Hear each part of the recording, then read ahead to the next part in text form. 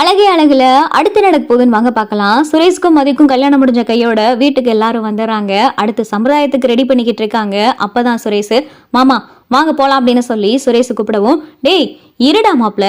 அடுத்து சம்பிரதாயம் எல்லாம் இருக்குல்ல, பாலும் பழமும் சாப்பிடணும், அடுத்து என்னென்னமோ பண்ணுவாங்கடா, இருடா அப்படின்னு சொல்லி தங்கராஜ் சொல்லவும், மாமா வாங்க போலாம், நான் போறேன் வாங்க அப்படின்னு சொல்லிட்டு சுரேஷ் பார்த்தா முன்னாடி போகவும், என்ன மாப்பிள்ள இது அப்படின்னு சொல்லி இங்க ராஜலட்சுமி கேட்கவும், இருங்கத்த நான் அவனை சமாதானப்படுத்தி கூட்டிட்டு வரேன் அப்படின்னு சொல்லி தங்கராஜும் பின்னாடி போகவும், பாக்யராஜ் மலரு மதி எல்லாரும் பார்த்துக்கிட்டு இருக்காங்க. சரி மதி வா நீங்க ரூமுக்கு போலாம் அப்படின்னு சொல்லிட்டு மலரு கூட்டிட்டு வராங்க. சரி மதி, இந்த ஜுவல்லரி எல்லாம் கலட்டிட்டு வேற சாரி வேற சேஞ்ச் பண்ணிக்கிறியா அப்படின்னு சொல்லி மலரு சொல்லவும், சரி அப்படின்னு சொல்லிட்டு மதியும் பார்த்தா ட்ரெஸ் எல்லாம் மாத்திட்டு வேற சேலையெல்லாம் கட்டிட்டு உட்காந்துருக்காங்க. இங்க தங்கராஜும் சுரேஷும் பார்த்தா ஃபுல் போதை, நல்லா மாத்தி மாத்தி ரெண்டு பேரும் மூக்கு முட்டை குடிச்சுக்கிட்டு இருக்காங்க. என்ன மாமா, கடைசியில என் வாழ்க்கை இப்படி ஆயிடுச்சே மாமா, நல்ல பொண்ணா எனக்கு மனசுக்கு பிடிச்ச பொண்ணா கல்யாணம் பண்ணி அவ கூட நல்லா குடும்பம் நடத்தி ஜாலியா வாழலாம்னு நினைச்சேன், கடைசியில என் வாழ்க்கை இவகிட்ட மாட்டிக்கிடுச்சே மாமா அப்படின்னு சொல்லிட்டு சுரேஷ் சொல்லவும், டேய் சுரேஷ், நீ எதுக்குடா அப்படி புலம்பிக்கிட்டு கிடக்க,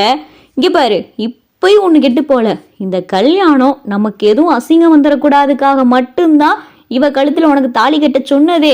அவன் தெரிஞ்சவன் தெரியாதவன்னு சொல்லி எவனவனோ நம்மள அசிங்கமா நினைக்க கூடாது. ஏன் கல்யாணம் என்ன போச்சு, மாப்பிள்ளைக்கு எதுவும் குறையா, பார்க்கத்தான் வெளியே எப்படி இருக்காரு, ஆனா மாப்பிள்ள ஆம்பளை போல அப்படின்னு சொல்லி உன்னை இக்குன்னு வச்சு பேசிட்டா இதெல்லாம் வரக்கூடாதுன்னு தான் மாப்பிள்ள நான் உன்னை அவ கழுத்துலயே தாலி கட்ட சொன்னேன் அப்படின்னு சொல்லி தங்கராஜ் சொல்லவும், சரிதான் மாமா,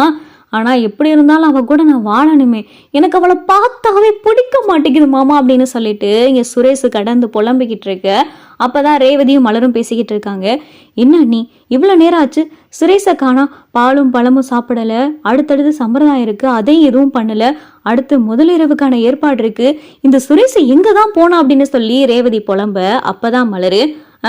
நல்லா கேளு ரேவதி, கூட்டிட்டு போனது உன் புருஷன், எப்படியோ ரெண்டு பேரும் உட்காந்துதான் என்னத்தை பேசுவாங்களோ தெரியாது, உன் புருஷனுக்கு போன போட்டு சுரேஷை வீட்டுல வந்து விட சொல்லு அப்படின்னு சொல்லி மலரு சொல்லவும், சரி அண்ணி நான் ஃபோன் பண்றேன் அப்படின்னு சொல்லிட்டு ரேவதி பார்த்தா தங்கராஜுக்கு ஃபோன் பண்ண, ஃபோன் அடிச்சுக்கிட்டே இருக்கு, தங்கராஜ் எடுத்த மாதிரி தெரியல. சரின்னு சொல்லிட்டு ரேவதி சுரேஷுக்கு ஃபோன் பண்ண, சுரேஷும் பார்த்தா ஃபோன் எடுக்கல, ரெண்டு பேரும் குடிச்சுப்பிட்டு மாறி மாறி புலம்பிக்கிட்டு கிடக்க. அப்பதான் ராஜலட்சுமி, ரேவதி மாப்பிள்ளைக்கு ஒரு போனை போடு, சுரேஷை கொண்டாந்து வீட்டுல விட சொல்லு, அடுத்து முதலிரவுக்கான ஏற்பாடு இருக்குல்ல அப்பத போனவே ராத்திரி 10 மணி ஆக போகுது அப்படின்னு சொல்லி ராஜலட்சுமி சொல்லவும், மா ரெண்டு பேத்துக்கும் ஃபோன் போட்டுட்டேன், ரெண்டு பேருமே போனை எடுக்கிற மாதிரியே தெரியல அப்படின்னு சொல்லி ரேவதி சொல்லவும், இங்க பார்த்தா முதலிரவுக்கான ஏற்பாடுக்கு டைம் ஆகிக்கிட்டே இருக்கு, மணி 10 ஆகுது, 10:30 ஆகுது, 11 ஆகுது, மணி ஆகிக்கிட்டே இருக்கு, என்னங்க இன்னும் சுரேஷ் அக்கானா அப்படின்னு சொல்லி மலரு சொல்ல, பாக்யராஜும் பார்த்தா சுரேஷ்க்கு ஃபோன் பண்றாரு, சுரேஷ் பார்த்தா போனையே எடுக்கல. அடுத்து பார்த்தா தங்கராஜும் சுரேஷும் பேசிக்கிட்டே இருக்கையில தங்கராஜ போனை பாக்குறாரு. மாப்பிள்ள மணி 11 ஆச்சுடா, நீ வீட்டுக்கு போலையா, இன்னைக்கு உனக்கு முதலிரவுடா, இங்க பாரு வீட்டுல இருந்து போனை அடுத்து அடுத்து என் பொண்டாட்டி அப்புறம் உங்க அம்மா எல்லாரும் ஃபோன் பண்ணிக்கிட்டே இருக்காங்கடா, வா வீட்டுக்கு போலாம் அப்படின்னு சொல்லி இங்க தங்கராஜ் சொல்ல, மாமா எனக்கு அதெல்லாம் ஒன்றும் வேணாம் மாமா, அவன் முகத்தை பார்த்தாலே எரிச்சலா வருது, இதுல ராத்திரி ஒரு கேடு வேற, எனக்கு இந்த கல்யாணம் பிடிக்கல, அவளை எனக்கு சுத்தமா பிடிக்கல, நான் எல்லாம் போகமாட்டேன் மாமா, நான் இங்க எப்படியே படுத்துறேன் அப்படின்னு சொல்லிட்டு சுரேஷ் சொல்லுவோம், மாப்பிள்ள அது ரொம்ப தப்பா போயிருண்டா, வேணாம் வா நான் போய் உன்னை விட்டுட்டு வரேன் அப்படின்னு சொல்லிட்டு தங்கராஜ் சொல்லவும், வேணாம் மாமா நான் போய் பார்த்துக்கிறேன், மணி 11 தானே ஆகுது, அவள் எப்படியும் படுத்திருப்பா, நான் போயிட்டு அப்படியே ஹாலில் படுத்துக்கிறேன், ரூமுக்கெல்லாம் போகிற மாதிரி இல்லை, நானே போய்க்கிறேன் மாமா அப்படின்னு சொல்லி சுரேஷ் சொல்லவும், வேணாண்டா மாப்பிள்ள நீ ஃபுல்லாக குடிச்சிருக்க, உன்னால் பைக் ஓட்ட முடியுமா அப்படின்னு சொல்லிட்டு சுரேஷ் சொல்லவும், அதெல்லாம் நான் ஓட்டிட்டு போயிடுவேன் மாமா அப்படின்னு சொல்லி சுரேஷ் பார்த்தா புலம்பிக்கிட்டே வண்டியை இழுத்துட்டு வண்டி ஓட்ட தெரியாமல் ஃபுல் போதையில் ஓட்டிட்டு போய் ஏத்தாப்புல பார்த்தா லாரி வருது, லாரியில் மோதி சுரேஷ்க்கு பார்த்தா ஆக்சிடென்ட் ஆயிடுது, வண்டி ஒரு பக்கம் கிடக்க சுரேஷ் ஒரு பக்கம் கிடக்க,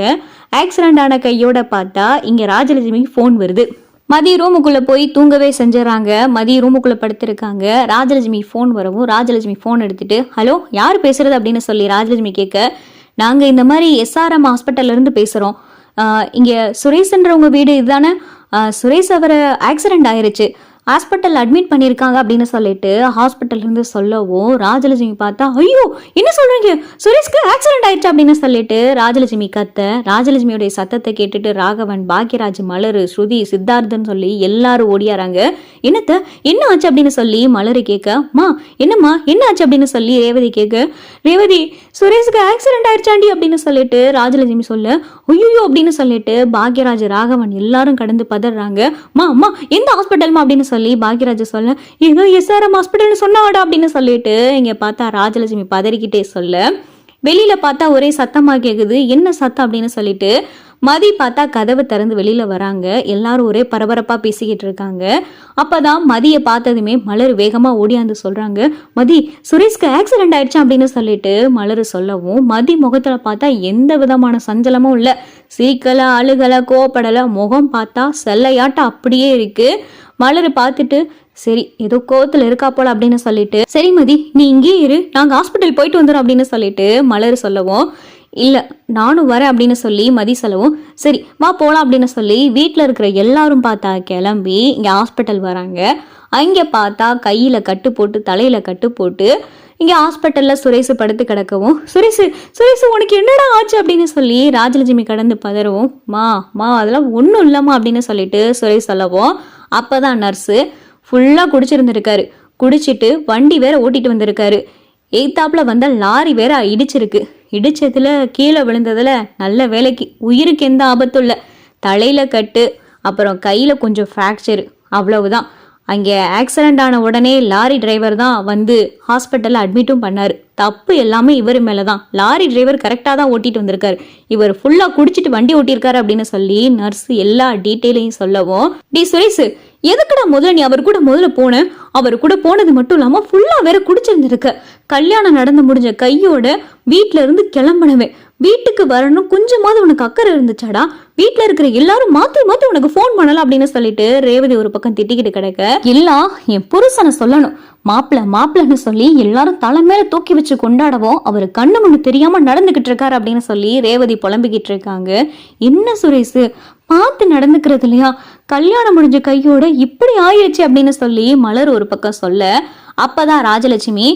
ஆமா சரிதாண்டி மலர் நீ சொல்றதும், நம்ம என்ன ஜாதகம் பொருத்தம் எல்லாம் பார்த்தா கல்யாணம் பண்ணி வச்சோம், வீட்டுக்கு வந்தவன் நேரம் என்னவோ தெரியல, அந்த பொண்ணுடைய ராசி என்னவோ தெரியல, அந்த பொண்ணு கழுத்துல தாலி கட்டுன்னு உடனே சுரேஷுக்கு இந்த நிலைமை ஆயிருச்சு அப்படின்னு சொல்லி ராஜலட்சுமி வாயை வச்சுக்கிட்டு சும்மா இருக்காம இப்படி சொல்லவும், மதி பார்த்தா ராஜலட்சுமியை பாக்குறாங்க, இவன் குடிச்சிட்டு போய் விழுந்ததுக்கு நான் பொறுப்பாக முடியும், இவன் குடிச்சிட்டு கண்ணு மண்ணு தெரியாம வண்டி ஓட்டி இந்த நிலைமைக்கு ஆயிருக்கான், இவங்க என்னன்னா ஏன் மேல தப்பு சொல்ற மாதிரி பேசிக்கிட்டு இருக்காங்க அப்படின்னு சொல்லி மதி பார்த்தா மனசுக்குள்ள நினைச்சுக்கிட்டு இருக்காங்க. சுரேஷ் பார்த்தா இங்க மனசுக்குள்ள நினைக்கிறாரு, இவளுக்கு இப்ப ரொம்ப சந்தோஷமா இருக்குமே, நான் கீழே விழுந்து கைகால ஒடிச்சு படுத்து கிடக்குறது இவளுக்கு மனசுக்கு அப்படியே குழுகுலுன்னு இருக்குமே அப்படின்னு சொல்லி சுரேஷ் ஒரு பக்கம் நினைச்சுக்கிட்டு இருக்க. அப்பதான் மதி, இதெல்லாம் உனக்கு தேவைதான்டா,